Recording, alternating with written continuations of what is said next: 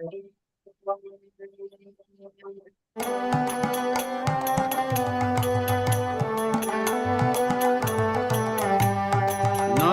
Gojumani Tananda Mahajan.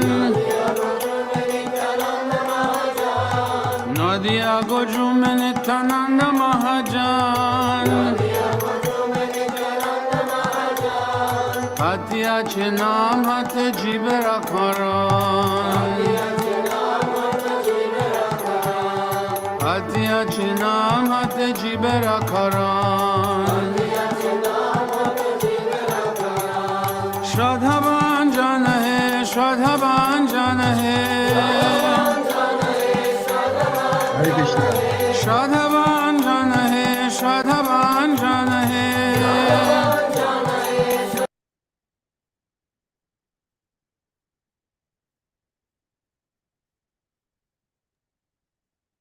Hare Krishna, dear devotees, please accept our humble obeisances. All glories to Jagat Guru Srila Prabhupada, all glories to Gurudev, all glories to assembled Vaishnava devotees. Hare Krishna. Shri Advaita Prabhu.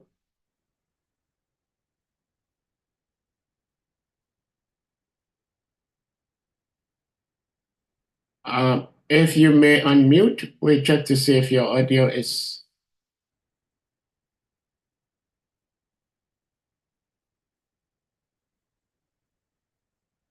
All right.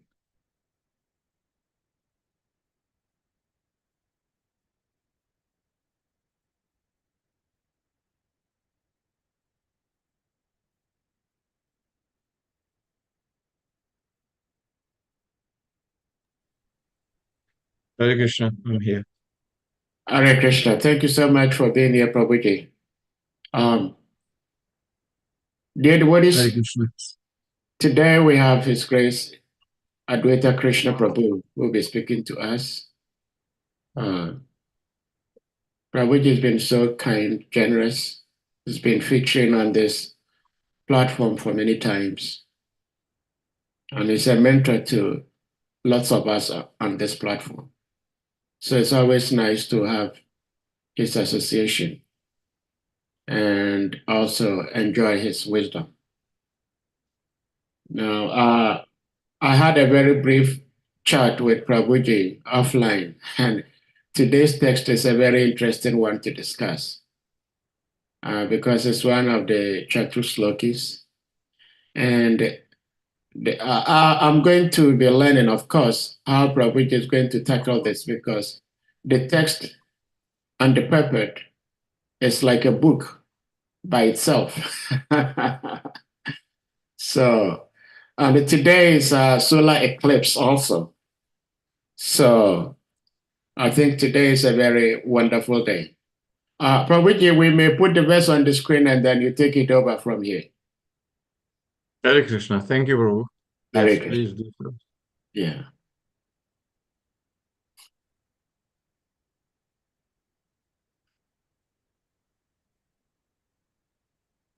Om Ajnanatimirandasya Gyananjanashalakaya Chakshurunmilitam Yena Tasmai Sri Guruve Namaha Sri Chaitanya Mano Vishtam Stapitam Yena Bhutale Swayam Rupa Kadamaham Dadati Sapatantikam Vandeham Sri Guru Shiyuta Padakamalam Sri Gurum Vaishnavangscha Shri Rupam Sagrajatam Sahagana Raghunathanvitam Tam Sajivam Sadvaitam Savadutam Parijana Sahitam Krishna Chaitanya Devam Sri Radha Krishna Padan Sahagana Lalita Sivishakhan Vitangscha He Krishna Karuna Sindhu Dinabandhu Jagatpate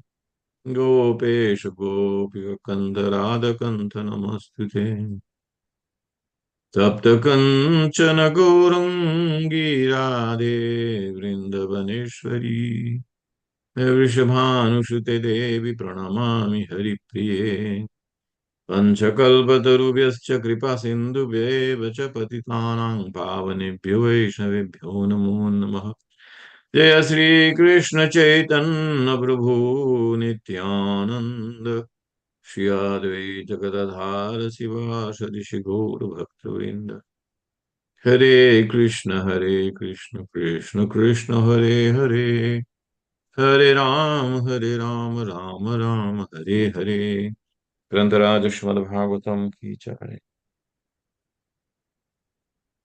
So today we are reading from Srimad Bhagavatam Canto 2, Cosmic Manifestation, Chapter 9. And today's text is the third text in the Chatushloki. 2935. Om Namo Bhagavate Vasudevaya. Om Namo Bhagavate Vasudevaya. Om Namo Bhagavate Vasudevaya. Narayanam Namaskrityam Chaiva Narottamam Devim Saraswatim Vyasam Tato Jayamudhirayet. Nasta Priyeshu Abhadreshu Nityam Bhagavata Sevaya Bhagavati Uttama Shloki Bhaktir Bhavati Neshtiki. Grantaraj Srimad Bhagavatam Ki Jai. Yat Hamahanti Bhutani Bhuteshu Chavachashveshvanu Pravisthani Apravisthani Tatha Teshu Nateshvaham. Yatha Mahanti Bhutani Bhuteshu Chavacheshvashvanu Pravisthani Apravisthani Tatha Teshu Nateshvaham. Synonyms. Yatha, just as, Mahanti, the universal, Bhutani, elements, Bhuteshu Chavasvanu, in the minute and gigantic, Anu, after, Pravisthani, entered, Apravisthani, not entered, Tatha, so, Tesu, in them, Na, not, Teshu, in them, Aham, myself. O Brahma, please know that the universal elements enter into the cosmos and at the same time do not enter into the cosmos. Similarly, I myself also exist within everything created, and at the same time, I am outside of everything. I read the purport by Srila Prabhupada. The great elements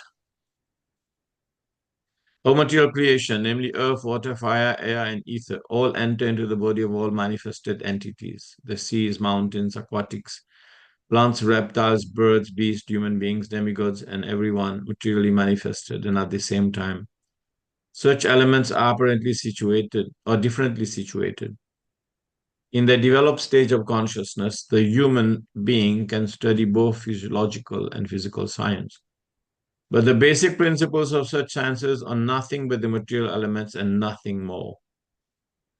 The body of the human being and the body of the mountain, as also the bodies of the demigods, including Brahma, are all of the same ingredients, earth, water, etc. And at the same time, the elements are beyond the body. The elements were created first, and therefore they entered into the bodily construction later. But in both circumstances, they entered the cosmos and also did not enter. Similarly, the Supreme Lord, by his different energies, namely the internal and external, is, you can go down. I cannot see. Is, okay. Is within everything in the manifested cosmos and at the same time is outside of everything, situated in the kingdom of God. Now let's listen to this.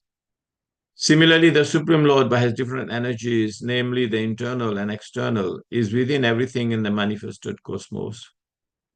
And at the same time is outside of everything, situated in the kingdom of God, Vaikuntha Loka, and described therefore. This is very nicely stated in Brahma Samhita 537 as follows. Ananda chinmaya rasa pratibhavitabhis tabhirya eva nijarupataya kalabhi goloka eva nivashatta kilatma bhuto govindamadi purusham tamaham bhajami. I worship the personality of Godhead Govinda, who by expansion of his internal potency of transcendental existence, knowledge, and bliss, enjoys in his own and expanded forms. Similarly, he enters into every atom of the creation. This explanation of his plenary parts is also more definitely explained in the same Brahma Samhita. Eko piyaso rachayitum jagadanda kotim yakchaktirasti jagadanda chayaya danto andantarasta paramanu chayantarastam govindamadi purusham tamahang bhajami. I worship the personality of Godhead Sri Govinda, who by his plenary portions enters into the existence of every universe and every particle of the atom, and thus unlimitedly manifests his infinite energy all over the material creation. The impersonalist can imagine or even perceive that the Supreme Brahman is thus all-pervading, and therefore they conclude that there is no possibility of his personal form. Herein lies the mystery of his transcendental knowledge. This mystery is transcendental love of Godhead, and one who is surcharged with such transcendental love of Godhead can without difficulty see the Supreme Personality of Godhead in every atom and every movable or immovable object. And at the same time, he can see the personality of Godhead in his own abode, Goloka, enjoying eternal pastimes with his eternal associates, who are also expansions of his transcendental existence. This vision is a real mystery of spiritual knowledge, as stated by the Lord in the beginning. Sarahasyam tadangam cha. This mystery is the most confidential part of the knowledge of the Supreme, and it is impossible for the mental speculator to discover by dint of intellectual gymnastics. The mystery can be revealed through the process recommended by Brahmaji in his Brahma Samhita 538 as follows.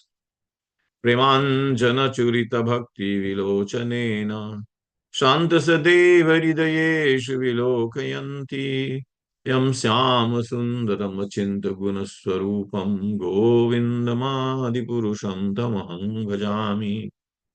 I worship the original personality of Godhead Govinda, whom pure devotees, their eyes smeared with the ointment of love of Godhead, always observe within their hearts. This Govinda, the original personality of Godhead, is Shama Sundara, with all transcendental qualities. Therefore, although he is present in every atom, the Supreme Personality of Godhead may not be visible to the dry speculators. Still, the mystery is unfolded before the eyes of the pure devotees, because their eyes are anointed with love of Godhead. And this love of Godhead can be attained only by the practice of transcendental loving service of the Lord and nothing else. The vision of the devotees is not ordinary, it is purified by the process of devotional service.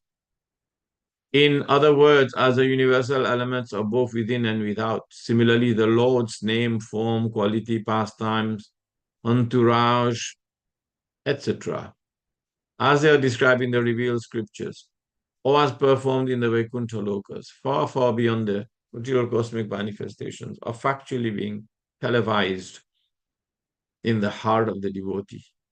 The man with the proof end of knowledge cannot understand, although by material science one can see things far away by means of television.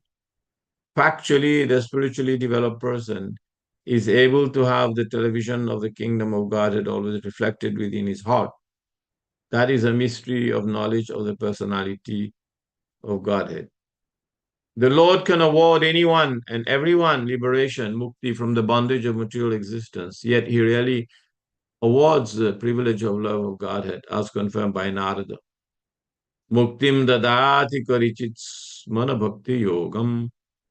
This transcendental devotional service of the Lord is so wonderful that the occupation keeps the deserving devotee always wrapped in psychological activities without deviation from the absolute touch.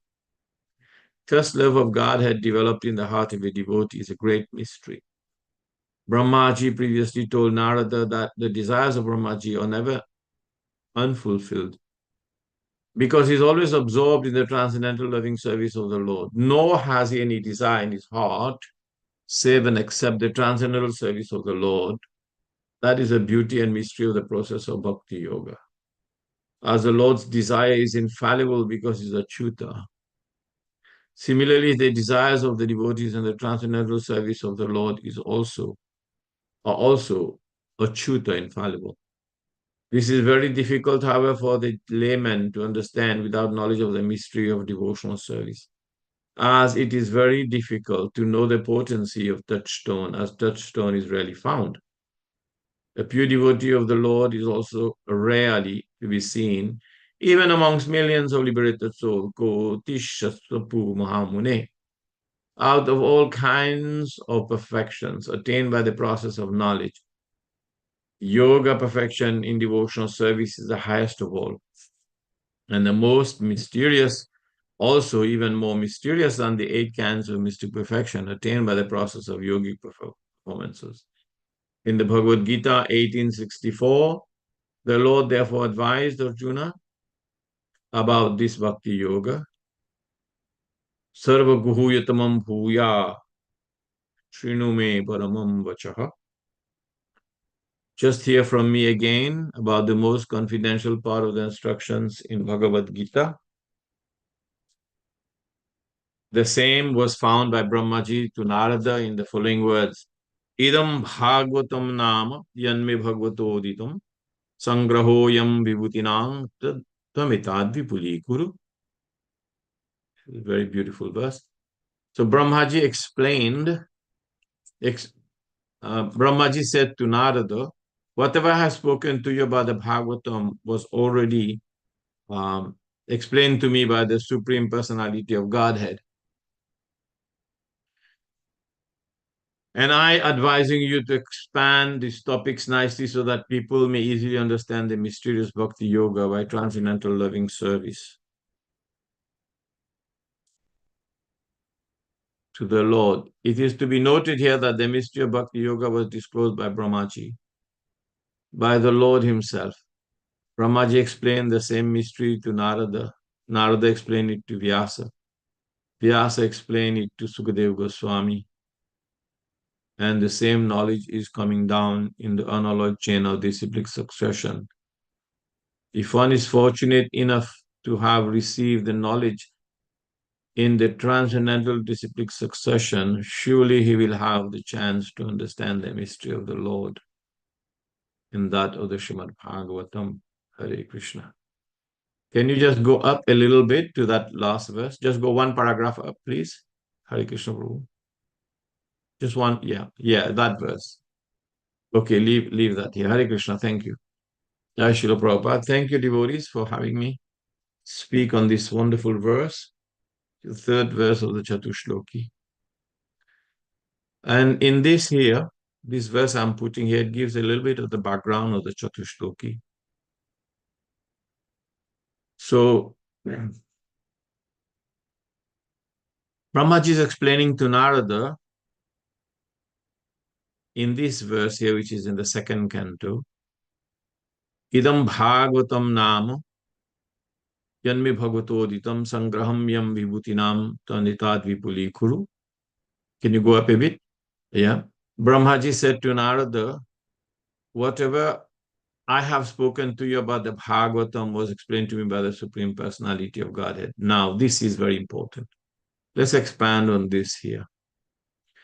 Chatushloki Srimad Bhagavatam, this particular purport explains the origin of the Chatushloki, which is given by Sri Krishna to Brahmaji. And Brahmaji is saying to Narada here that whatever I have spoken to you about the Bhagavatam, so this verse, Idam Bhagavatam Nama Yanme Bhagavatoditam Sangraho Yam Vibhutinam Tvamitad Vipuli Kuru Tvamitad Vipuli Kuru. Please expand this meaning. So what does that mean, to expand this meaning?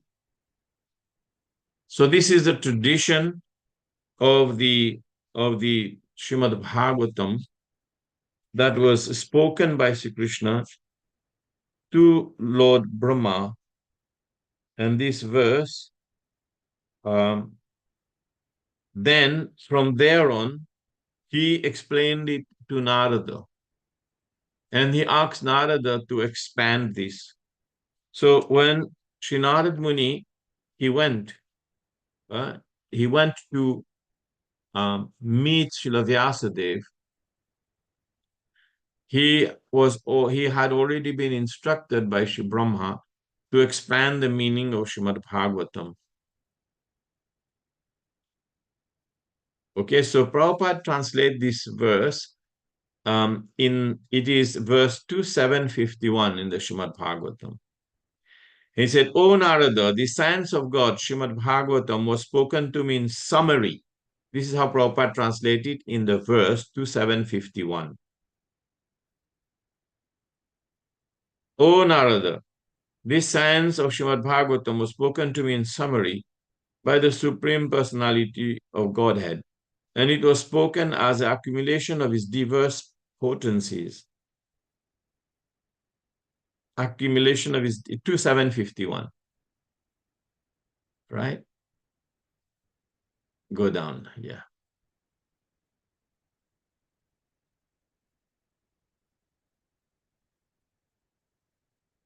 Right, there.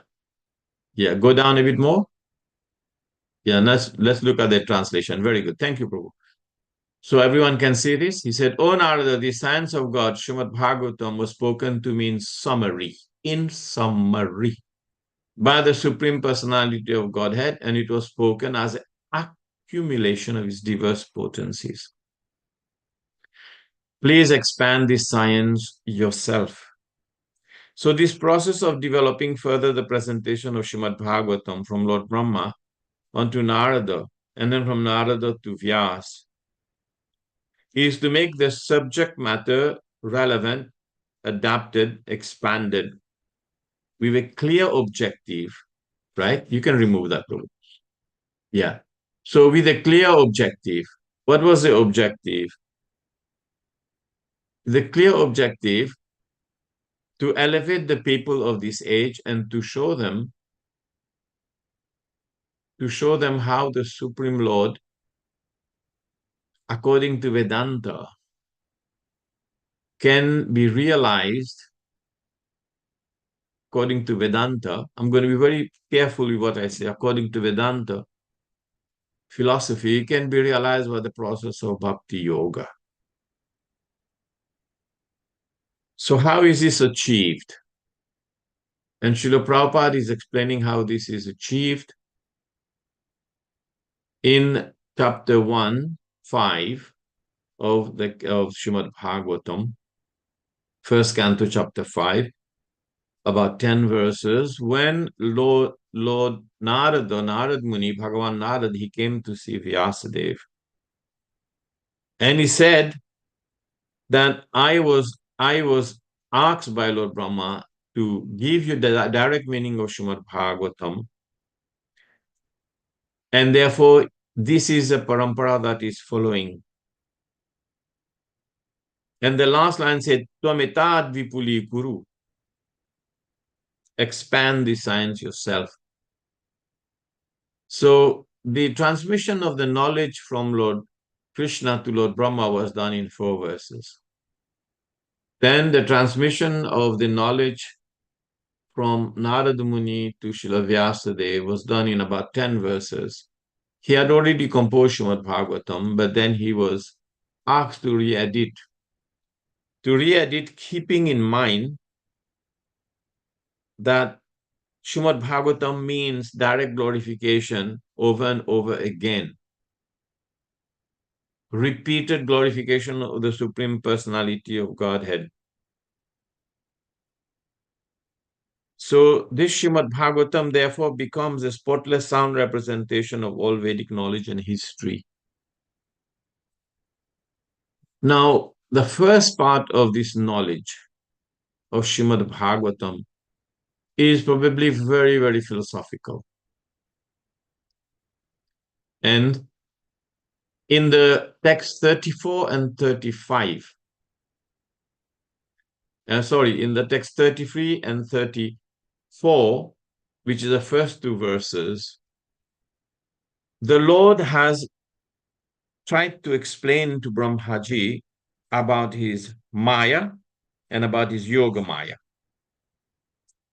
And now he's explained, he is in text 35, he's explaining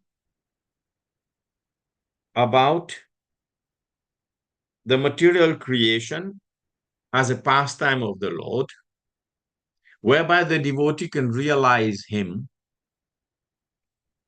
as being present in the material world for them to experience the Supreme Lord by bhakti through the senses. But the Lord, Sri Krishna, he is not present in the material world. So this verse, Yatha Mahanti Bhutani Bhuteshu Chashvanu Pravisthani, I enter, and Apravisthani, I do not enter. So now the Gyanis and the people who are interested in Sankhya philosophy, they speculate and they develop all kinds of philosophies to explain this.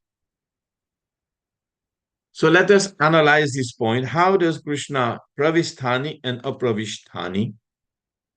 How does he enter and how is it that he doesn't enter this material world? And he's giving the example of just like the elements enter the creation and the elements do not enter the creation. And how can you explain that? Now, right from the beginning of creation, we have Vaikuntha, then we have Brahma Jyoti, and within the corner of that spiritual sky in Brahma Jyoti, there is a small area which is like a cloud. And that cloud is a sum total of material energy called pradhana. So this sum total of material energy, which is called pradhana, is actually an energy of the Lord, but it is an external energy of the Lord. It is an energy of the Lord which is not like his spiritual energy. And this energy of the Lord transforms, so pradhana, by the influence of Purusha, of the Supreme Lord, and by the presence of Jivatma, different living entities, this pradhana transforms. And how does it transform? It transforms into elements by gunas, by guna pravaha, by the influence of the energy of the Lord, which there in the pradhana is present as material energy, guna vaisamya. So the gunas, they transform, they change, and they produce the different material elements that are required in the creation. So now these material elements in the creation are nothing but a transformation of pradhana. And pradhana, being an energy of the Lord, is considered to be non-different than the Supreme Lord, just like the sunlight is considered non-different than the sun. But still, there is a difference between the sun and the sunlight. So similarly, the energy of the Lord, which transform into these material elements, and the energy of the Lord is always ever present within the Supreme Lord, with the Supreme Lord, part of the Supreme Lord, in the Vaikuntha planets. But the same energy transforms the pradhana into material elements. So it's a transformation of both energy into other forms of energy, and it is also a transformation of energy into elements. So that's what happens. Now, this is actually the essence of our philosophy. You see, the atheistic Sankhya people, they think that there's only Purusha and Pradhana. The Pradhana, the sum total of material energy in the beginning. Right? It's only this. Purusha and Prakriti. That is, the Prakriti is a Pradhana, the material energy, and it transformed by the Jiva. And everything is Maya, and there's no Ishvara. That is, they think that this material world is coming as a result of transformation of material energy by itself. Therefore, Prabhupada calls the Sankhya philosophy atheistic Sankhya. And the Yoga Sutras explain that there is an Ishvara, but the transformation of the material energy happens without the direct intervention of the Supreme Lord. Whereas in Vedanta, we understand Brahman, we understand the spiritual energy, we understand Bhagavan, we understand Paramatma. And Paramatma being Purusha, he enters the material energy. At the same time, Paramatma, Mahavishnu, Karanodakshaya Vishnu, the Supreme Lord, he enters the material energy to transform the material energy into elements, but at the same time, he does not enter because the spiritual Lord, the transcendental Lord, does not come in touch with material energy at all. So this is called the Shakti Parinamavad. This is called Shakti Parinamavad. What does that mean, Shakti Parinamavad? That is, the creation of the universe is a transformation of the energy of the Supreme Lord. And the energy of the Supreme Lord is non-different than the Supreme Lord, just like the sunlight is non-different than the Supreme Personality, the sun globe. But at the same time, there's a difference. So I hope that you can grasp the meaning of this. So having described Maya and Yoga Maya, by taking several examples, in the text 34 and 35, the Lord here is now describing the pastimes of the Supreme Lord, both in the material and spiritual world.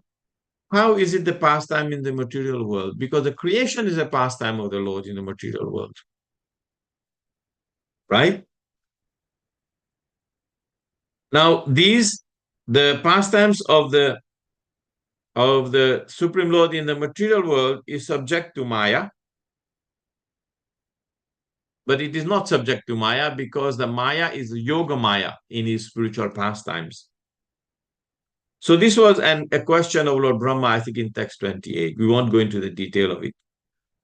So Srila Prabhupada is explaining, just as the elements enter into beings such as the demigods, the men, the animals, because they are acquired by the jivas, right? The jivas acquire these bodies. So you cannot say that the elements are not being utilized and they are not there by the jivas, because the devatas have bodies, the celestial units that are created, the universal units, the luminaries that are created out of the material elements. So they are there. The bodies of the devatas, the bodies of men, the bodies of animals are created by the elements. And at the same time, it is considered that they do not enter them. How are we supposed to reconcile this? How do they maintain a separate existence? How is it that Krishna is saying here that I also enter the elements and the living beings and also do not enter them? Because the Supreme Lord, he stays within his realm. The Supreme Personality of God is Sri Krishna, Paramatma, the Supreme Lord, the different Vishnus, they stay within their own Yoga Maya potency. They stay within their own Swarupa Shakti, their own spiritual identity. But then, without them, the material world doesn't exist. cannot exist. So therefore, they must enter at the same time here. So they stay within the Vaikuntha planet. They stay within the Golok Vrindavan. But at the same time, if anything is to manifest in the material world, it cannot manifest by itself. It has to manifest by the personality of Godhead. So therefore, they also manifest here. But do they enter the material elements? Pravishtani? Do they enter? Yes. But do they enter the material elements and therefore become part of the material elements? No. Apravishtani. They enter and they do not enter. Why? Because firstly, the whole creation, the whole pradhana is sum total of the material energies and energy of the Lord. And therefore, the transformation of that energy brings down the 24 elements of creation.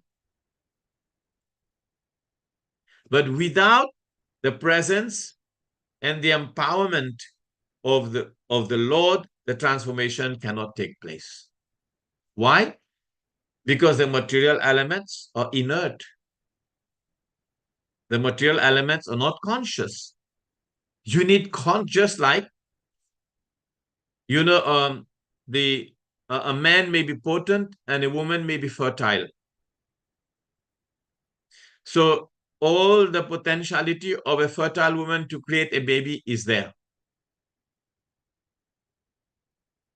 But without the entrance of the jiva from the body of the father into the body of the mother, the activation, the gestation of the embryo cannot take place. So in a similar manner, without the presence of the Supreme Personality of Godhead within the material creation cannot transform and produce the elements, which means that if you have no elements, and what are these elements? Let us enumerate. What are these elements? These elements are the 5 Panchamahabhuta: earth, water, fire, air, ether. And then there are 5 working senses. Then there are 5 knowledge acquiring senses. Okay. Then there are 5 sense objects. Okay.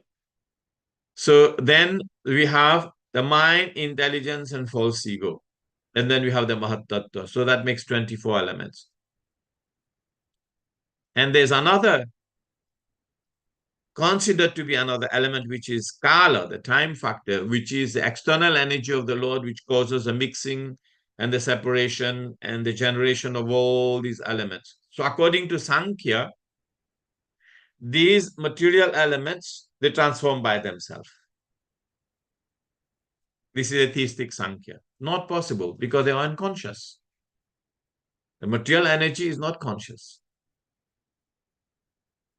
But the Supreme Lord has to enter, just like I was explaining the example of a fertile woman cannot produce a baby without the presence of a soul that is impregnated into the body of the lady. So similarly, the Lord therefore enters, but he doesn't enter because he stays in his spiritual own sort of, I would say, spiritual energy or spiritual cocoon of Swarupa Shakti, own spiritual energy.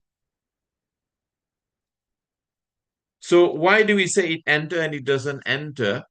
Vishwanath Chakravarti Thakur explains it in a slightly different way. He said the entrance of the elements into the living beings is without attachment, which means that the elements enter into the living beings without attachment, since the elements are not conscious. And I give an example. Like ether, right? The acharyas give an example of Akash, that is space, ether, which is everywhere. Okay? But then when you take a pot, when you take a big pot, right? So when you take a big pot, you say that the ether is contained within that pot. But is it truly contained within the pot? Huh? Chivakash Patakash. So the Akash, the ether, is present everywhere. And then when you can take a pot and you can say, oh, there's space within the pot. But the space is everywhere. But when you look at the pot, you say, okay, there's space within that pot.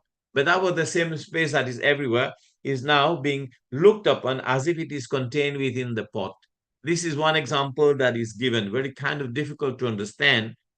But if you can look at it like that, it's like the ether, like a man who lives in a house without. Now, the other point is, why is it considered to be to enter and not enter? This is based on two things. This is based on vidya and avidya. If you have avidya, you will see this as material energy. You will identify, the jiva will identify with these elements, with the body. And if you have vidya, then you will see that the jiva has no connection with these material elements. So all kinds of different changes that may happen, lamentation, happiness, distress, is just the perception of avidya, and it doesn't really affect the jiva. So the other extreme, devotional extreme, I would say, is the devotee will realize the pastimes of the Supreme Personality of Godhead. And he will realize the pastimes of the Supreme Personality of Godhead by his purified senses. He will taste the presence of the Lord in prasadam. He will actually see the beauty of the Lord in the deity. He will enter the fragrance of the beautiful flowers, and the devotee will see this fragrance is the fragrance of my Lord through his nostrils. And he will also taste the sweet nectar of Krishna's voice. So he will also make his limb experience the swift softness of the body of the Lord when, by knowledge, by vidya, he will understand that he can experience the Supreme Personality of Godhead with his mind and senses. But at the same time, the non-devotee, he will be in illusion, he will be in Maya, and he will think. How will he think? He will think that I have a relationship with this earth, water, fire, air, ether, this body, but he doesn't have a relationship with them. So therefore, from what angle do we say he enters and he doesn't enter? For the devotee, the Lord is present in the material elements, and there's no difference for him between the material elements and the spiritual element because he's Krishna conscious.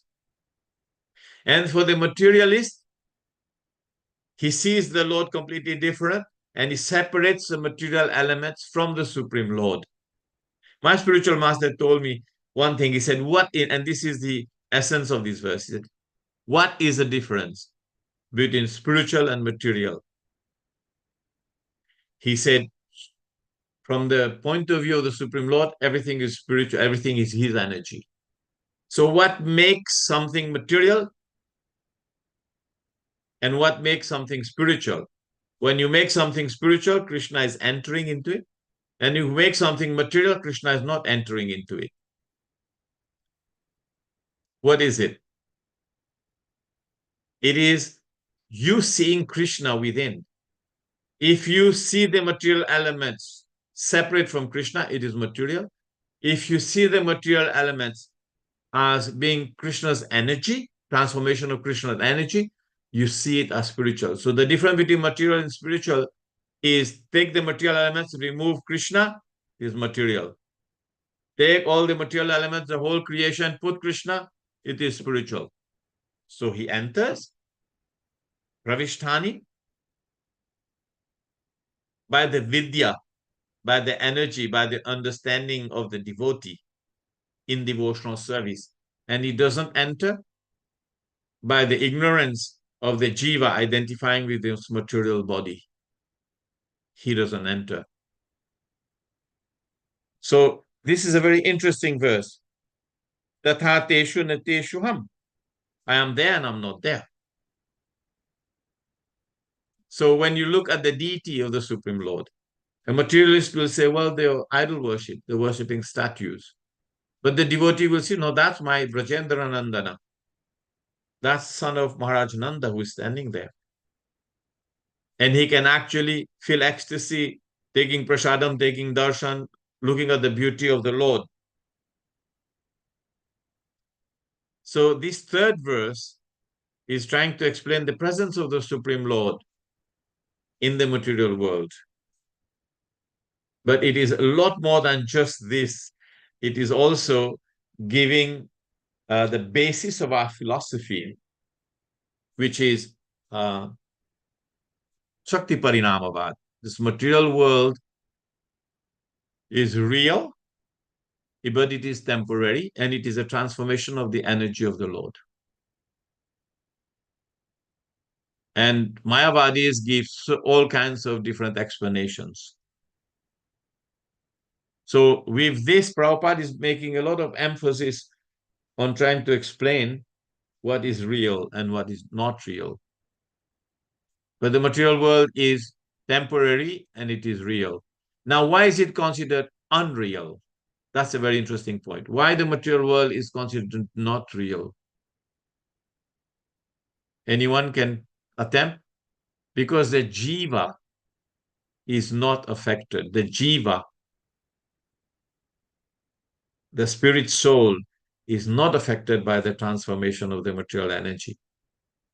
He's not affected at all by this, by the lamentation, by the heat, by the cold, he's not affected by this.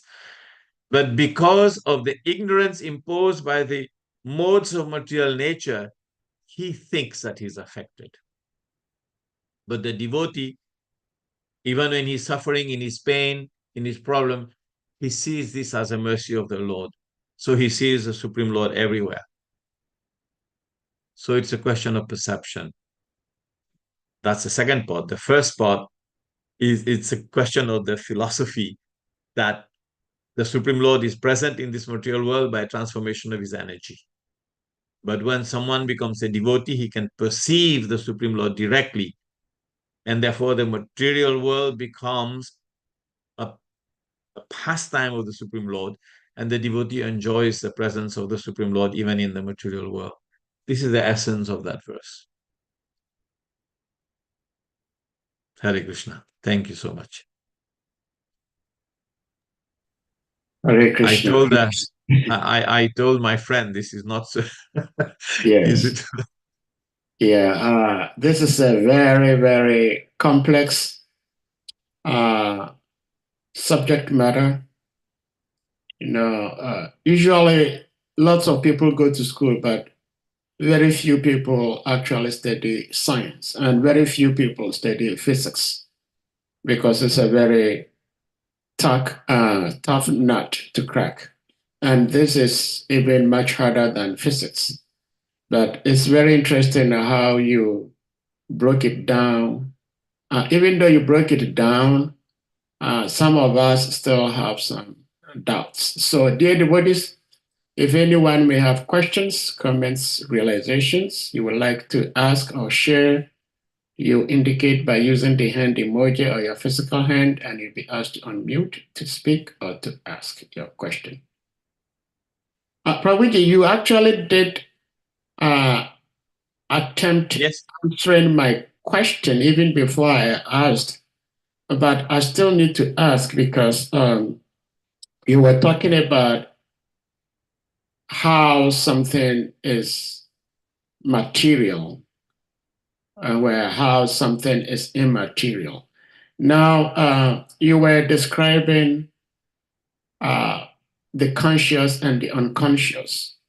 And I was wondering, excuse me, how does the material energy, how is the material energy is seen or considered to be unconscious when everything, both animate and inanimate, have come from the original supreme conscious being, Shri Krishna.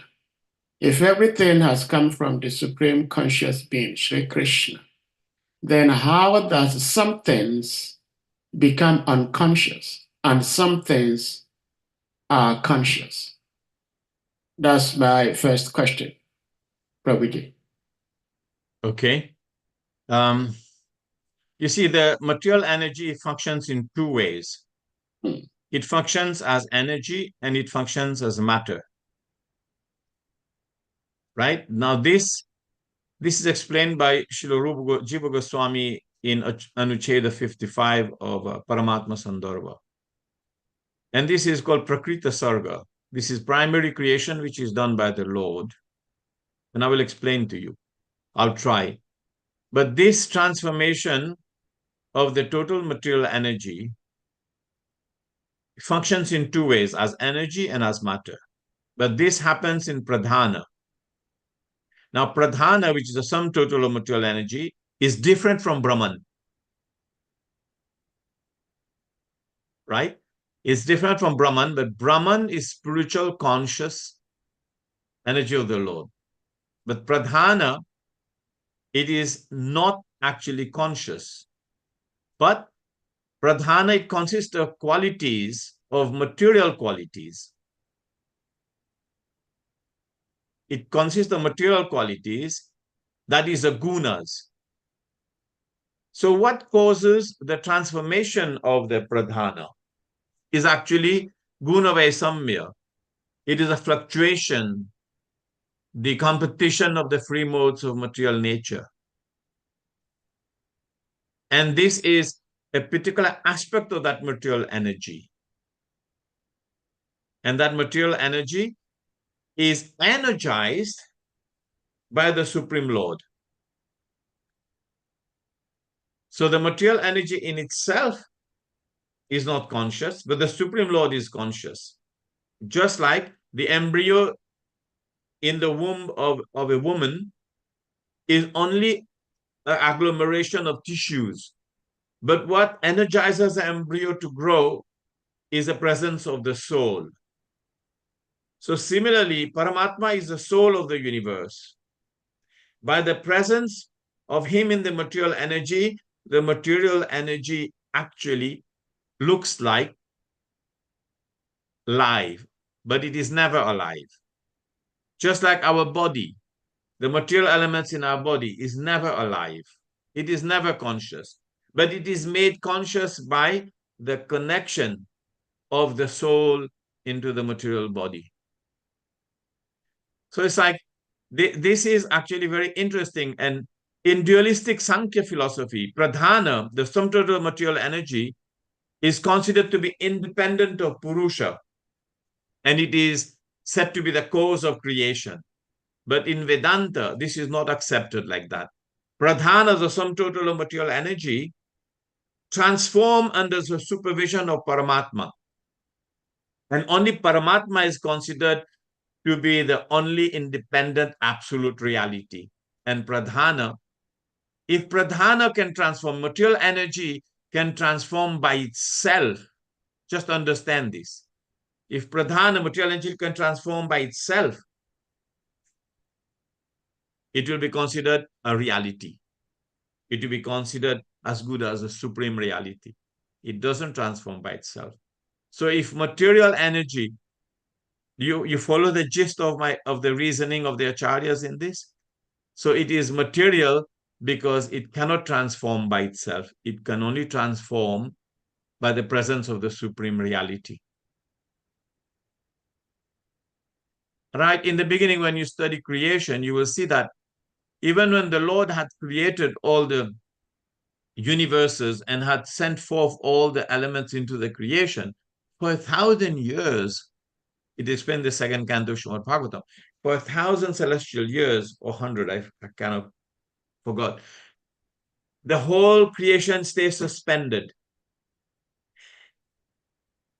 The whole creation stays suspended. And when the Lord, Mahavishnu, sees that this whole creation is suspended for like so many eons, then he enters into the creation as Garbhodakshaya Vishnu. And then he animates it, he agitates it, he energizes this material creation. But does, therefore, Garbhodakshaya Vishnu become a part of creation? Of course not. Pravishtani or Pravishtani. Do you get the gist of this understanding, Prabhu? Yeah, I'm trying to. It's still complex, but I'm trying to. But I appreciated the explanation you giving as to what is material, what is immaterial, because something needs to be activated by something else. Otherwise, that particular thing, if it's self-activated, then it's the Supreme Lord, but it's not the Supreme It's a Lord. reality by itself. Yeah. So, I mean, that is kind of ringing a bell, but there is still a little bit of cloud around it. But His Grace Srima Vara Prabhu has his hand up. Please, you may unmute Prabhuji. Yeah. So what is a cloud? Just one. What is a cloud behind it? What is a cloud? Well, the cloud still remains that, like in material science and biology, there is this delineation of living and non-living things.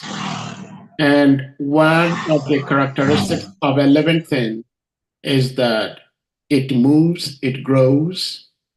And so a mountain is considered a non-living thing, according to biology. A mountain is considered a living thing. A rock is considered a living thing. Yeah, but When that I give you an example.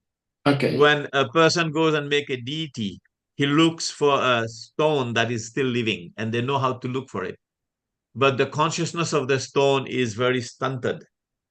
Yeah. So there is 5 levels of consciousness. The mountain is considered a living being. Yeah, that is what I'm trying to say. That in modern biology, they will not consider a mountain a living thing. Yeah, but because they don't understand consciousness. Yeah, but in our science, we accept those to be living. And so if they are living, then why do we say that they are unconscious? If we say that their level of consciousness is low, it's different from saying that they do not have it at all. Yeah, but how do you see the consciousness in things like that? You can accept this knowledge from the Vedic scriptures. There's consciousness. There's 5 levels of consciousness. There's an advanced developed consciousness. There's a consciousness in insects. There's consciousness in aquatics. There's consciousness in trees. And there's consciousness in some stones and mountains. 5 types of consciousness. The consciousness is there because actually some rocks, they grow. Yes. And mountains are considered to be like a pump. Have you ever, I'll give you an example. Have you ever thought how much water comes down from the mountain that produces huge rivers like Saraswati, Narmada, Kaveri, Brahmaputra, and everything? Have you ever thought about that? No. Huge rivers, unlimited amount of water because of the consciousness of the mountain. There's a capillarity, an osmosis process that goes on, and the water is sipped through all the water tables, is brought up to the high mountain, and then it is dropped down in the rivers so that humanity can have water. How is this possible? There's an energy at work there. Have you ever thought about this? Just something to think about. Okay. Actually, back home in my country, Ghana, I lived in the city where we mine gold, and from experience, it's not theoretical. From experience, we all could understand it that gold, as gem, we may say it's rock, but they grow. We see At them some grow. point, they stop growing. At some point, they may stop growing. That's why, like giving the example of Murtikar, people who do sculptures of Murti, they look for a live stone Yeah, and they know how to look for it. And they will not carve a deity out of a stone that is not live, and so on okay. and so forth. So this science is there, but it is not a science that the Western scientific community is aware about it. Yeah. Well, thank you for I don't sharing.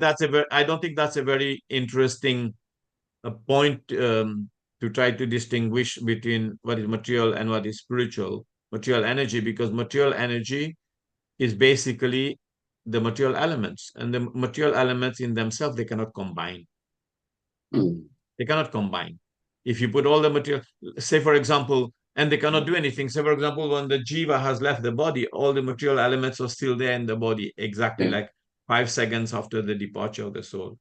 But then they become inanimate. They yeah, cannot function anymore. They cannot be functional in keeping the body functioning, walking, talking, moving, perspiring, and everything. Cannot.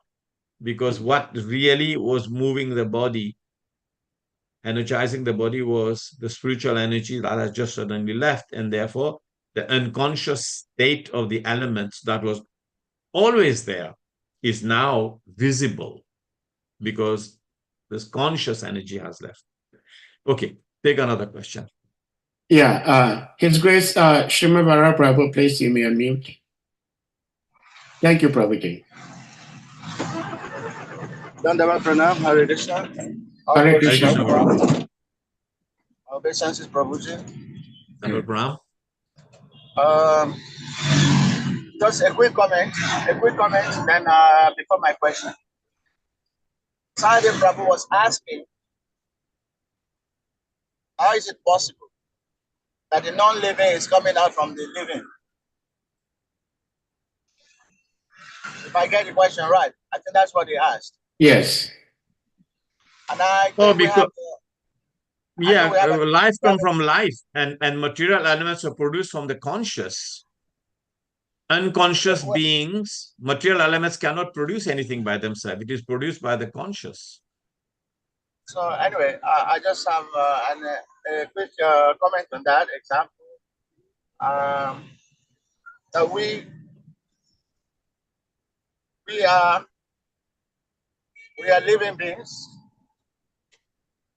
but we produce non-living things from our body also. We produce hair that is inert. We produce nails, and we keep producing these things as long as we are alive. But they themselves, they're inert, and they're coming from the body that is alive.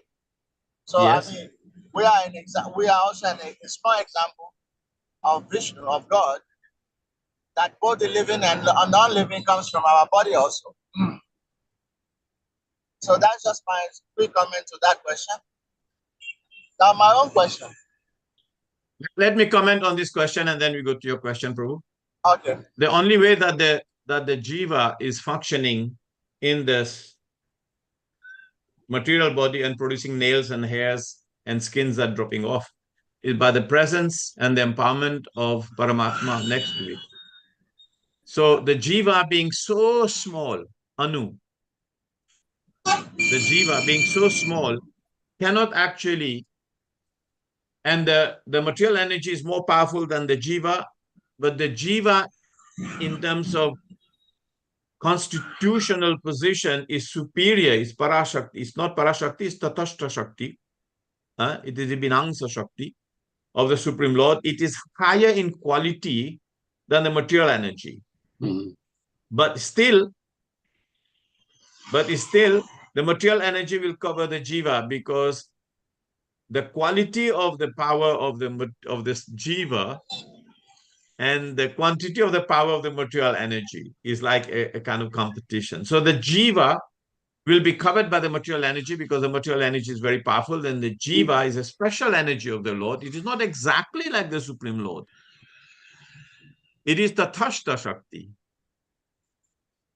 It is the Lord's Shakti. The Jiva is also Shakti. The Jiva is also an energy of the Lord. It is not the Supreme Lord. And the Jiva can only function being a superior energy of the Supreme Lord in material nature, can only function by the supervision of Paramatma. That's why when you read Bhagavad Gita text 26 or 27, what is that? Chapter 13. We will look at this for 1 minute and then we will move on, Prabhu. Just give me a minute. And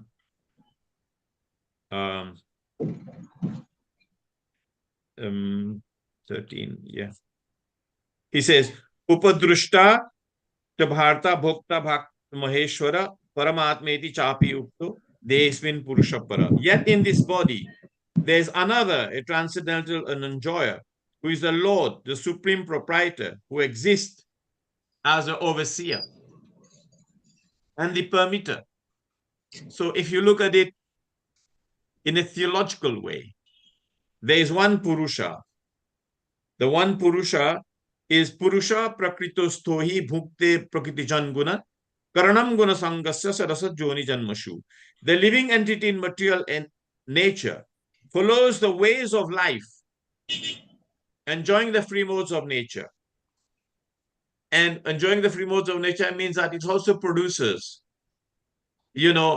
refuse, it produces this, it produces that. This is due to his association with the material nature, right? Thus, he meets with good and evil among various species. This is one living entity in material nature.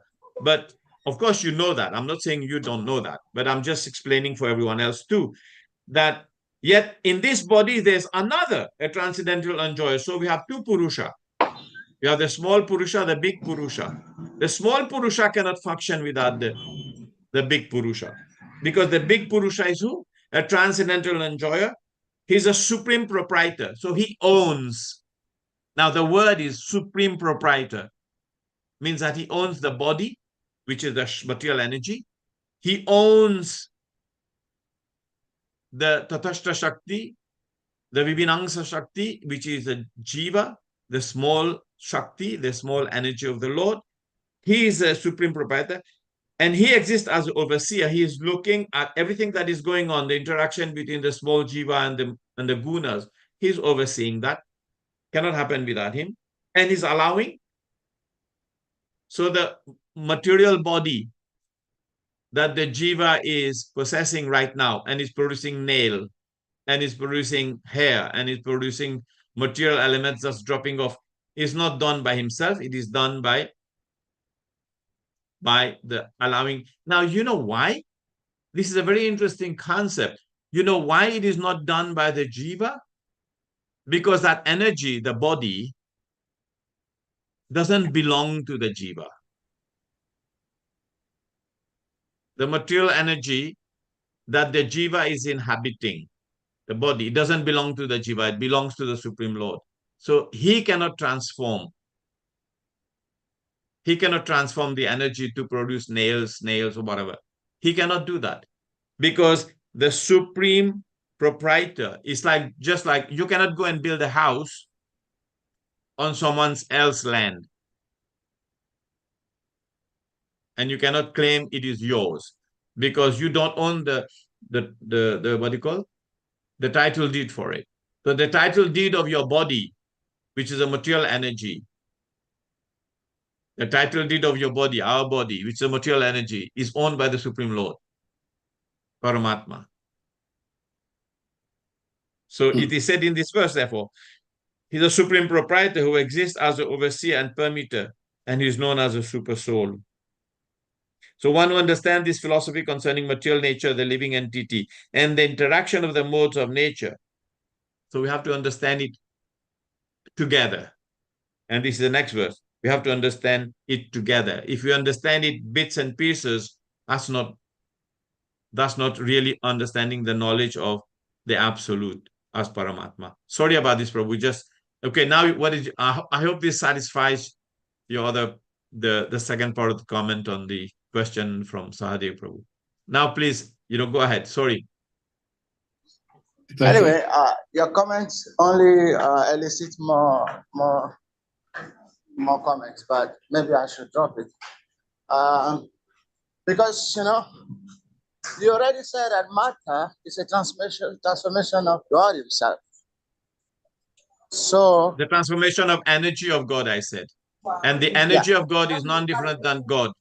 That's it. That's but what I'm it is saying. different. Yeah, It is okay, also yeah. different. Yes. So, but we know that because of its origin, it also has the quality of its origin. Definitely. It has to have some of the quality of its origin. So that's why matter is inexhaustible. Matter never dies. So you see, a tree dies, the tree, that entity is gone. And from that same tree, some other living entities come up.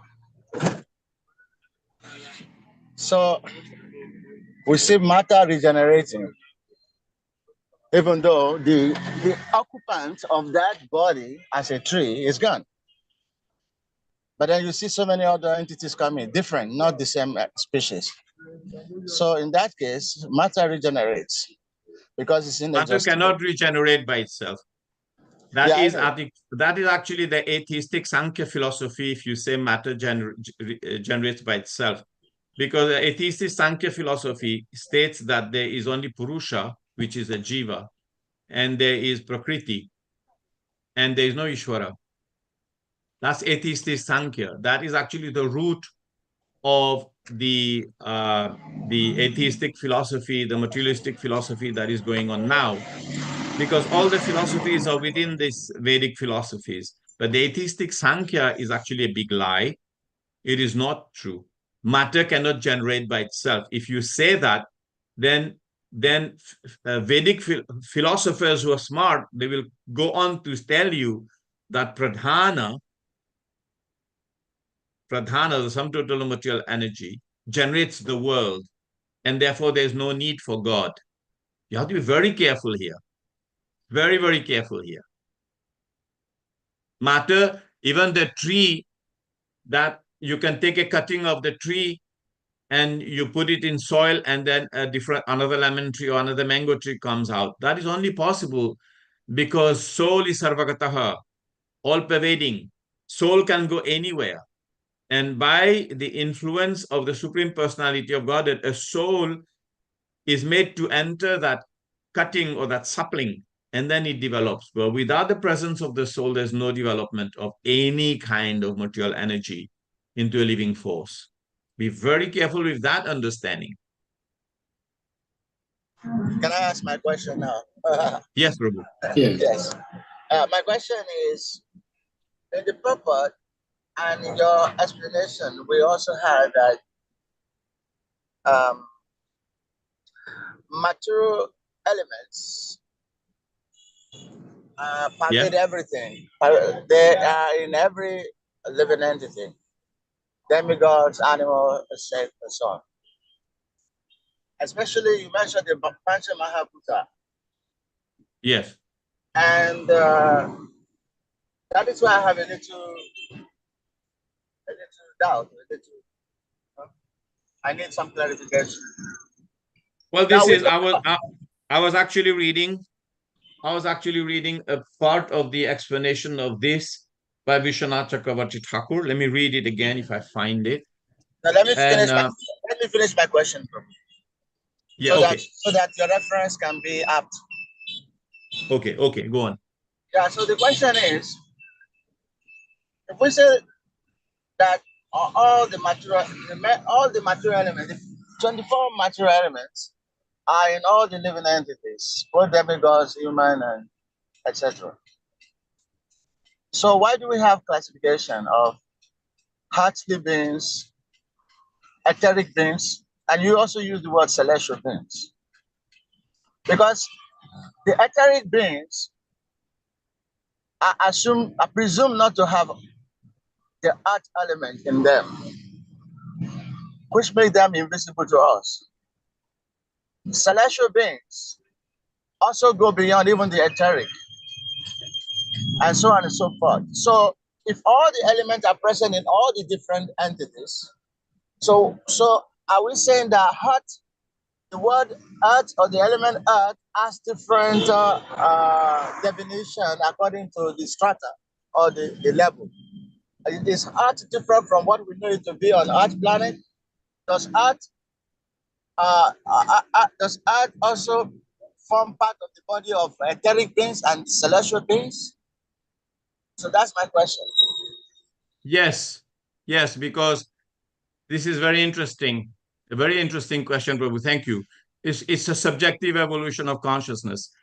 Consciousness evolves, or matter evolves from first subtle to gross. So the same material elements are present in the. Now, I'll give you one example.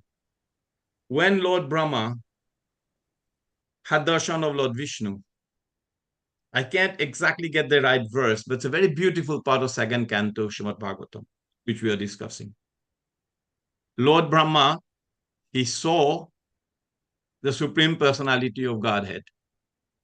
And in his vision of Supreme Personality of Godhead, even it is said that Lord Vishnu came and he shook the hand, and it is said shook the hands of Lord Brahma. And Lord Brahma saw the Supreme Lord surrounded by all the different material elements. Now, this is a teaser. This is a very interesting teaser. How and what are the material elements doing in the spiritual world? Because the material elements exist in its subtle energy form in the material world, and they manifest as gross elements in the material world. So, if you look at it in a materialistic way, that everything here is a combination of matter, but in the verse I read in the Bhagavad Gita, it is said, Sarasat. Now, I'll read that verse again. He said, Purusha prakriti stohi bhukte prakriti jangunan. Karanam guna sangasya sarasat yoni janmashu. The living entity in material nature follows the ways of life, enjoying the three modes of nature. Now, three modes of nature are what? Energy. This is due to the association with that material nature. So, and I pointed out in the discussion at some point that it is both a transformation of matter and a transformation of energy. So right from day one of the creation, the 24 elements of creation are given. And some of them exist more in its subtle form than in the gross form. And if you really go deep into understanding Sankhya, Vedanta Sankhya, then that thing becomes more and more clear from the second canto of Srimad Bhagavatam. So what was the material elements doing with the Supreme Lord, standing around? And Lord Brahma was given darshan. And he said, please, and Lord Brahma said, please don't make me feel while I'm doing the creation that I'm the creator. And please provide me with everything. And the Lord said, I have given you everything and everything that you need to have to make the creation, which means that Prakrita Sarga, the creation of the material elements, is done by the Supreme Lord. It's not done by Lord Brahma. The generation of the elements at the time of creation is called Prakrita Sarga. It is the domain of Sarga, not the domain of Visarga. Let me come back to it. The domain of Sarga means that it is coming from Lord Mahavishnu, and he creates these material elements in its subtle form in the beginning. And then they transform and they take more and more gross forms. So the Panch Mahabhuta is everywhere in the universe. That's why it says, that's why our Vishwanath Chakravarti Thakur, he explained like this. He says, the entrance of the elements into the living beings is without attachment, since the elements are not conscious, like the ether. Now he gives the example of the ether. Why? Because the ether is kind of subtle, right? So though I am a man, like a man, I'm conscious who lives in his house without attachment. I remain without attachment while entering, regulating, and protecting all living beings. So what is he saying here is that the material elements are everywhere. Because the Lord creates the material elements, but they're not always present in the gross volumetric or mass way, weight way that we experience it, that they are there because they are the energy of the Lord. And whenever it needs to have a transformation to manifest as earth, water, fire, air, ether, they are there. So it is the energy of the Lord that transform into the Panch Mahabhuta, the Tattvas. Now I give another example to illustrate this point. Like, can you say that the Lord gives the 5 senses, the 5 knowledge acquiring senses to the jivas? Okay. So he gives eyes, and he gives taste, and he gives, the 5. Now, can we say that the 5 senses, the knowledge acquiring senses, are present in man? Yes. Can you say that the 5 senses, working senses, for example, the hand, is it present in the cow? Does a cow has legs, but does it have hands? Can you try to answer that question, someone? Yes, it has hands in the subtle sense, because if you give a cow a banana, it will grab it. What will it grab it? It will grab it with its mouth. So it uses its mouth to act as a hand, because the program to hold something is there. So the subtle programming of the 5 senses is always there as part of creation that is given to the different jivas, and their use is expanded or limited according to the karma of the jiva. So that's why we have to understand Sarga well, to the best we can, that these elements are created and is given, and according to the karma of the different living entities, they get the facility for using these different elements in the way that it is intended. Some of them, like for example, a dog has a more powerful sense of smell than a human being. It is said to be have at least 1,000 times more powerful sense of smell than a human being. So in what sense that seems to be interesting? Because the dog is considered to be a lesser evolved spiritual entity, but it has a sense of smell that is higher. So according to the requirement of the jiva, these things are given to them according to the karma, so that in combination with guna sangasya, the modes of material nature, it can function in the material world. It's an interesting topic, hard to explain. I'm not such an expert. So, Hare Krishna. Hare Krishna. I think Shimavara Prabhu's question is very interesting and intriguing at the same time, but the way you answered it is so beautiful, especially giving it the description of how the cow also has a subtle hand. If I'm not mistaken, I understand, like... Can I make one small comment? Yeah, please go ahead. Prabhupada wrote a book called Life Comes from Life. Yeah. What does that mean?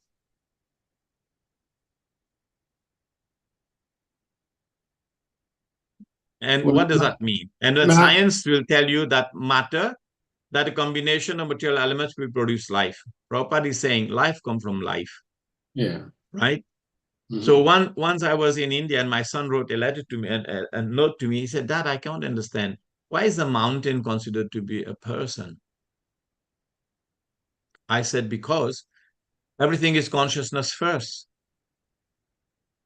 Why is Ganga Devi considered a person? It's a river. A river is a material thing, because everything comes from a person. So our philosophy is person, personality. Yeah.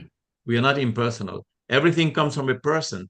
So Parvat, Himalaya, is a person, and he takes the form of the body of a mountain. Ganga Devi is a person. It takes the form of the body of a river. Think about this in that way. Yeah. And life comes from life. So what looks like matter, a mountain or a river, it looks like matter, but it is not generated from matter. It is generated from life. Yeah. So life will transform matter, but without life, matter will just stay as it is. When I was at the manor, I remember some years back, Sadaputta Prabhu gave me a paper to translate. It was a French paper. And in that French paper, he had discovered that the cow is producing calcium. And then there was a paper that was written by, the French paper that was written by, I can't remember the philosopher, the one who gave the Cartesian, Descartes, René Descartes. And he asked me, please, Descartes. And he said, can you translate this paper? And I translated that paper from French to English for him. And then in that paper, it was proven that the cows as a black box, as a unit, will take in X amount of calcium. And then say it takes in the grass and everything, takes 2 kilos of calcium. But the cow will generate 50 kilo of calcium in its bones, and then it will give so much milk, which is also calcium, which means that the cow is producing calcium. Do you follow what I'm saying? That means it is taking, say, for example, 2 kilo of calcium. So if you consider it to be a black box, then if it has 1 kilo of calcium in its body, it can only give 1 kilo of calcium in the milk. So then 2 kilo that is taken in is 1 kilo in the body, and 1 kilo is given as milk. That is a black box principle. But then that experiment was that the cow is constantly producing calcium. Now, if you say that the cow is producing calcium, that means that the body of the cow is producing calcium.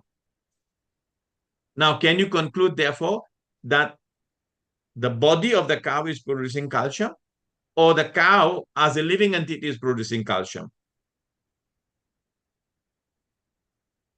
That will answer the question. What is the answer? The cow is producing calcium because the cow is originally getting the calcium from somewhere else. No, it's not getting the calcium from somewhere else. It is getting 2 kilo, it's producing 50 kilo. It is not getting. It is the effect of the soul is transforming the elements into calcium. And why the soul is transforming even elements that are not calcium into calcium, because the soul is present and Paramatma is present and is allowing this to happen. That's understanding. Okay. There are two comments. They are comments and question at the same time. It's beautiful the way they are put. One is actually they're both from Anjali. Bhagavad Gita 15 verse 12 says, the splendor that is in the sun, which illumines the whole world, and the splendor that is in the moon and in fire, know that splendor to be mine. Of course, we're going to have solar eclipse in a few hours from now. So the splendor is going to be partially blocked momentarily. And the same Anjali is asking, life comes from life. This suggests that life or consciousness is not generated from inert matter, but originates from a living source.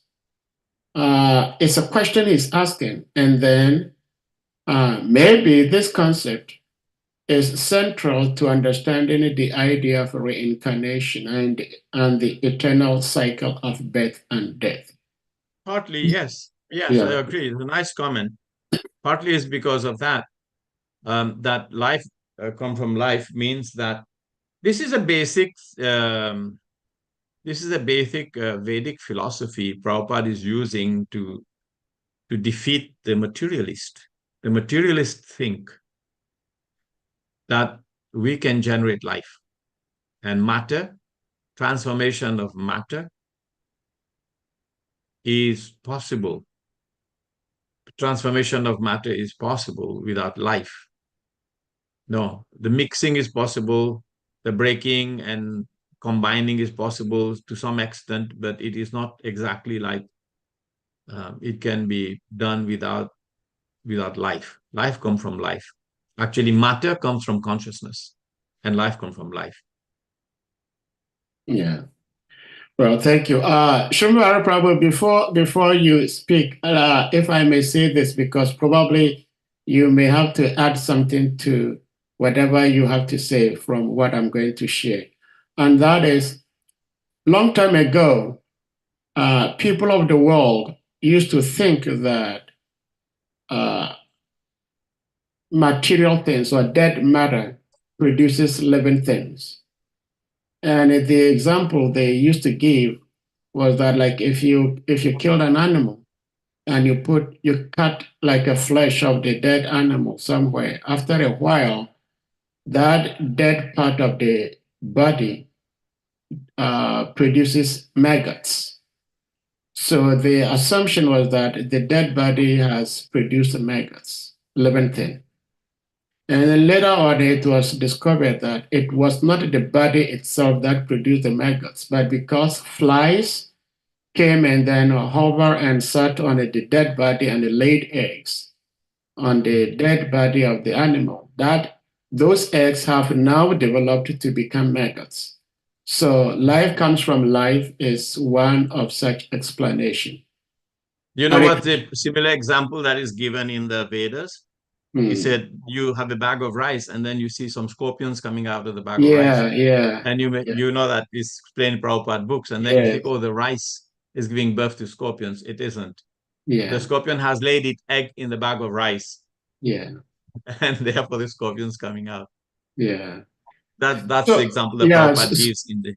So while it is a fact that energy does not really die, it only transforms, also means that the dead body, the dead tree has now developed something like a mushroom, means that another force, another energy has entered into that body and make it grow. Okay, Hare Krishna. Shrimavara Prabhu, so please you may unmute. Hare Krishna. It's actually another soul, you mean? Has entered another soul, yes. Another soul. Yeah. Well, let me explain one thing in this regard, Prabhu, if you allow me. Please, sure. It's like we have to understand, like for example, I am soul, I'm jiva, but there are worms and microbes and insects and everything else living in my body. So I could say I have 1,000 souls. So then how do you explain this? You explain it by the principle of chapter 13, Kshetra Kshetragyayor. That is, the soul has its own field of activities that is restricted to by its karma, and it is supervised by the Supreme Lord. That means that the worm is a soul, is a living soul in my body. But it doesn't affect my consciousness, and it is not supervised by my consciousness, but it is within its own field of activities. And its own field of activities is its own body. And it produces and it eats and it drinks in whatever it does in its own body. And it is controlled by another knower of the body of the soul. I don't know what is going on in the body of the living entity, of the worm that's in my body. I am not a knower of the periphery. I'm not the knower of the field of activity of that worm in my body, even if it is a soul and even if it is in my body. I'm not a knower of that. But Paramatma is a knower and the worm is a knower. Yeah. So the worm knows its body and Paramatma knows its body. I don't, even though it is in my body. So when we consider soul, that's why chapter 2 explains about the soul, but chapter 13 expand the understanding of the actions and the field of activity of the soul, which therefore, is called nature and joy and consciousness, chapter 13, Kshetra Kshetragyayor. So the soul enters into the body of that small sapling or in small cutting, and then it creates its own field of activity according to its relationship with guna and karma. That's what it explains, That is, it has its own relationship. Purusha prakriti sthohi. That is, a jiva in prakriti becomes situated, right? And he enjoys and suffers the relationship within that field of activity and guna sangasya. So it is controlled by Paramatma. Mm. Paramatma is a knower and facilitates the worm to live in a certain way. I cannot, even though it is in my body. Yeah. Okay, so you understand that a bit better, I hope. Yeah. Yeah, Okay. it's very interesting. Thank you. Srimavara Prabhu, please, you may unmute and go ahead.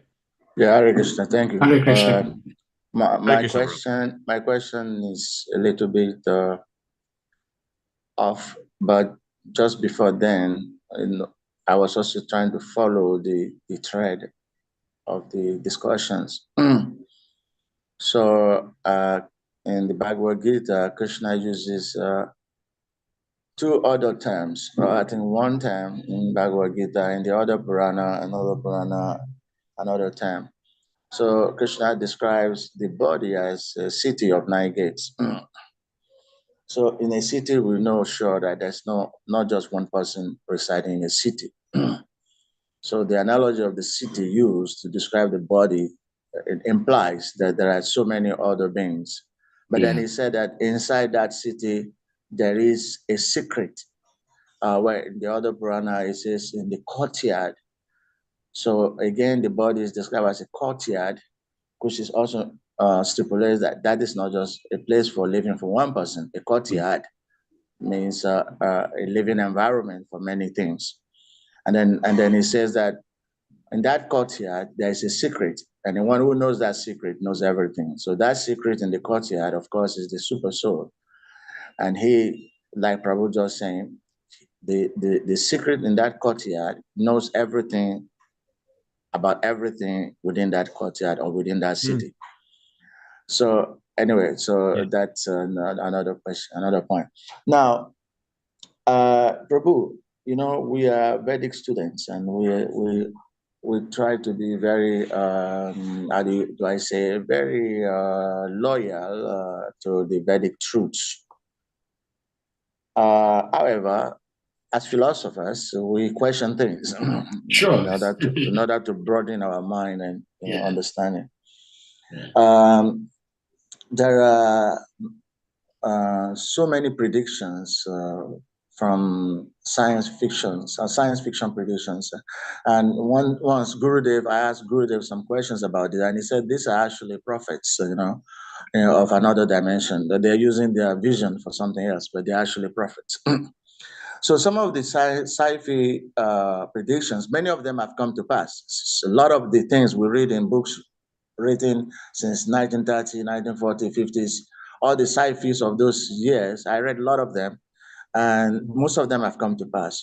Fax mill, internet, mobile phones. These things were written in science fiction novels in the 30s, 1930s, 1940s. Now, there's another thing about body transmigration of soul, the soul transmigration from body to another body. And according to some science fiction prediction of things to happen in the future, is that this body, when the body dies, they're no longer going to be burying the bodies. This is to go to further some of the argument about the soul and the body relationship. So this science fiction writer says that time will come when you won't have to die to reincarnate. You will reincarnate by going when you know, or when you get in signs that your body is getting weak and you can function properly. There will be cold pack. They call them cold packs. Bodies, people who left their body for one reason or the other, and the body not too old. You can just go and enter into one of those bodies and then start another life all over again. So this has been predicted, and science is working towards that. So how would we, of course, we can still say it's another soul reviving another body, but they're saying practically that you will not need to You will not need to take birth like we used to know it today. And that is why some of the reason these people are pushing the agenda of, homosexuality and all these lesbianism things, because they just think that in the future you don't really need sex to reproduce. Hare Krishna? Yes, I get you. Hare Yes. Krishna. Yeah. So anyway, I thought I lost the line. Okay. So yeah, what do we say about this? Oh, I don't know. What do you think about this? What do you think about this? I mean, the materialist will go on and on making all kinds of plans, but um,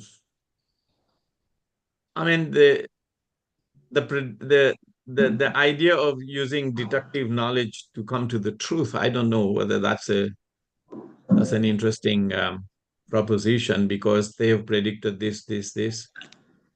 But the idea of I mean, basically what you're saying is they're going to prolong life, and we're not going to have to face death. We may have some kind of suspension, and then they can reanimate you.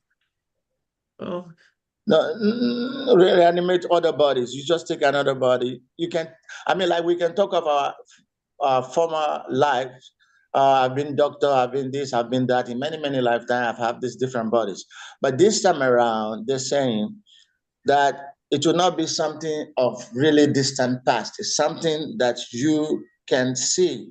I have this body now, and when I'm tired of it, I go take somebody else's body who's died, and they preserved it as a cold pack, and then I have another face, but it's still me. I know. I So don't in think that that would be case, possible. Yeah, I understand you now. mhm. Yeah.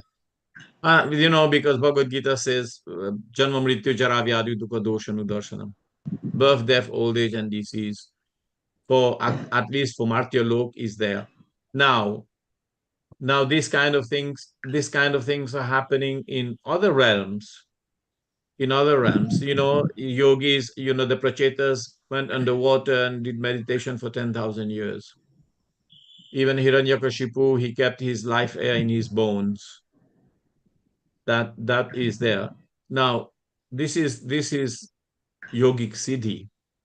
If you have some of the 8 yogic siddhis, then these things are made possible, just like keeping your life air in the bones, like Hiranyakashipu did, or the Prachetas meditating, or Shabri Muni for 1,000 years under the Yamuna, or even, liberated souls traveling from one planet to another in subtle bodies, and like Narad Muni, and so on and so forth. So it's like these, sometimes, like, so these things are there. Sometimes one person, I mean, I was giving a talk at the college, at the university, and people asked me, he said, do you believe in aliens? And it was a Hindu guy. And I said, yeah, I do believe in aliens. He said, have you seen them? I said, some of you worship them. He said, how? I said, well, the demigods are aliens. They don't live in here. They're aliens. So, it's like there's 2 ways to look at it. Lord Brahma is an alien. He doesn't live in this earth planet. He has his own environment, his own body, and so I mean, the Vedic knowledge gives a whole, scale of understanding of these different life forms and different transformations. And, the Marutas were, the embryo cut into 50 pieces. And, the embryo of, from the body of, what's the name? Gandhari, produce 100 sons in pots. And so these things, these so-called scientific things, are all over the Vedic literatures. They're all over the Vedic literatures. If you really look in different Puranas, they are there.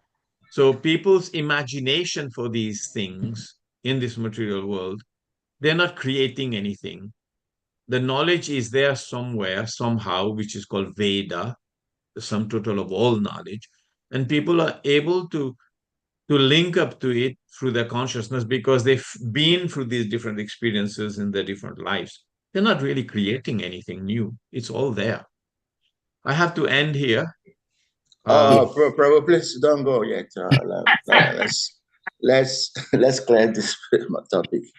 You know, you just said something now, yogi cities, Yeah. and I mean, I really like from the angle you're looking at it. You mentioned about yogi cities, and you know that some of the things, many things that we consider to be cities, that could have been like cities, to us in time past, now they're common day experiences, and day in, day out, so many things, that are like very, very, like yogic perfection and things that can only be done by certain people of higher knowledge. It's becoming daily occurrences every day, And then you also mentioned about scientists or people who have lived through so many realms. They've seen some of these things, so it's not new. So that's a fact. So what I'm trying to say, in essence, is that the more we are able to see and to know what is possible and what can happen, and the things that can actually happen in time to come, the more we're able to foresee and look further into that, the more we will be able to readjust our way of thinking and consciousness, to be able to prepare for higher life, or either here or elsewhere. But most often, we limit our thinking to either our present experience or what we are told, but we are not really actually seeing what is possible. Like, I mean, those are the capacity those science fiction writers have. They can see into the future. And like you said, maybe they've lived in other realms, or they know have knowledge of the Veda or something. But because they are able to see to the future, the way they live, the way they think is different from the way ordinary people live and think. That's what I'm saying. So we as devotees and Vedic thinkers, the more we're able to think and see into the future about what is possible, then it also helps us to modify the way we see our present situation and how we live. Anyway, that's just it in brief.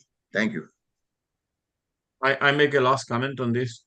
One devotee approached Srila Prabhupada about this development of technologies. And Srila Prabhupada, and he asked Srila Prabhupada, what do you think about this, Srila Prabhupada? And Prabhupada was so mad and angry with him. And he said, what technology? Our only technology is Guru Parampara. Very deep, profound statement. What does that mean? How do we interpret this statement? Well, how do we understand this? Our only technology is Guru Parampara, which means all knowledge that you need will come down through the Guru Parampara as and when you need it. And I never understood this some years back. And later on, this started to come in my mind that everything that you need to understand, you need to know, is Krishna. Vedescha sarver aham eva vedya vedanta krit vedavi devachaham. I am the propounder of the Vedas. I'm the knower of the Vedas. And of all things to be known, I am the person you need to know. So once you know Krishna, that is our aim. I mean, if we can be influenced by different technology. We can be influenced by different materialistic tendencies of people using, yantra, mantra, tantra to produce these things. This is CDs like, talking on the mobile phone. Now I'm talking to you, and you are in West Africa. I'm in Mauritius. Yeah, and things like that. This is only yantra. But then when the sages in Naimisharanya, how did they find out that there was going to be a gathering where Parikshit Maharaj is going to be listening to Sukadev Goswami? They had their mobile phone. They had their so it's like I tend to always try to see it from that angle. And anyway, thank you very much. We had an enlivening time. Yes. But just and my last thank you, Varaha Prabhu. Thank you, everyone. And the other thing, and Salika and Sahadev and all the wonderful devotees that are there, and Ganga Prabhu, I see him too. And the other thing is, I'm saying is the Vedic view of this, what is happening now, what do you call the eclipse? The Vedic view is very dangerous. The idea of this. I mean, I was told by my mother that when you have an eclipse, you close your room, you cover all your food, and you don't eat, you don't drink, you just sit down and do japa. And that's what my father did when there was an eclipse, because it's considered to be very inauspicious, according to our Vedic understanding. But I find that in America, everyone is trying to trying to absorb this inauspiciousness as much as they can, and good luck. But I tend to understand, I tend to take from what I understood from the Vedas and the scriptures. It heralds very bad times for the world. So please take care and try to understand the Vedic truth from the Guru Parampara. Thank you so much. Grantaraj Srimad Bhagavatam ki jai, Shishinita Gaur Premanand. Hare Krishna. Thank you so much, Prabhuji. One last word I would like to share, I know Prabhuji has to go, is that we all knew about Stephen Hawking, such a very sharp, brilliant man, but he had some physical disabilities. So scientists have, for time now, been trying to come up with this approach of, if someone is very intelligent, there is nothing wrong with the brain, then they will transplant. They will sever the head of that individual and then attach it to a healthy body. So in other words, it's living, and then like my body is not doing well. Mr. A's body is doing so well. Mr. A just died. So they cut off my head and then transplant it onto that individual's head. So it is something scientists are working really hard on it. But there is this past time, I don't remember who it was. Daksha's head was cut. Not that one. But there was one personality who gave birth to a baby. And because they wanted somebody to engage in a fight, immediately the mother instantly made the child grow. And the rest of the demigods actually cursed her that she is going against nature's laws and rules. So I believe that as much as we have different ideas to better life or things like that, we have certain limitations. And once we try to go beyond what we are designed to accomplish, the demigods will not allow us to go ahead. That's my belief.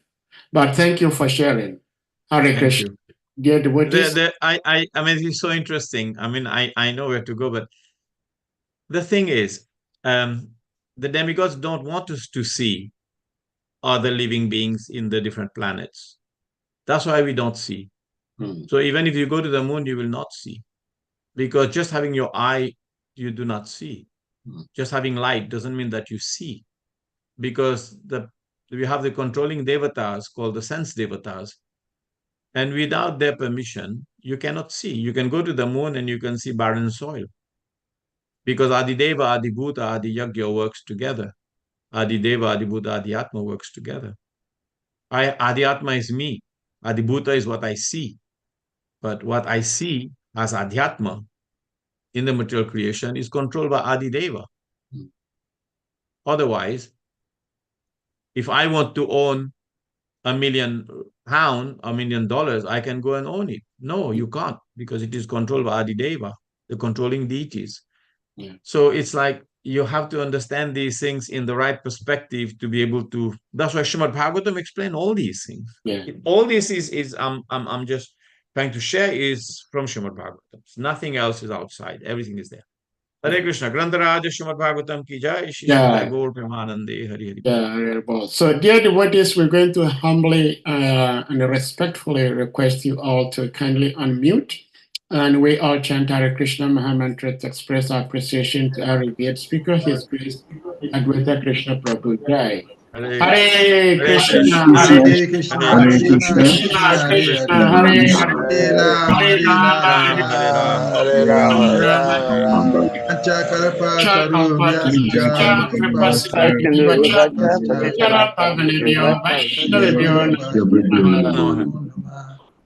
His Grace ADVAITA Krishna Prabhu ki Jai. Srimad Bhagavatam class ki Jai.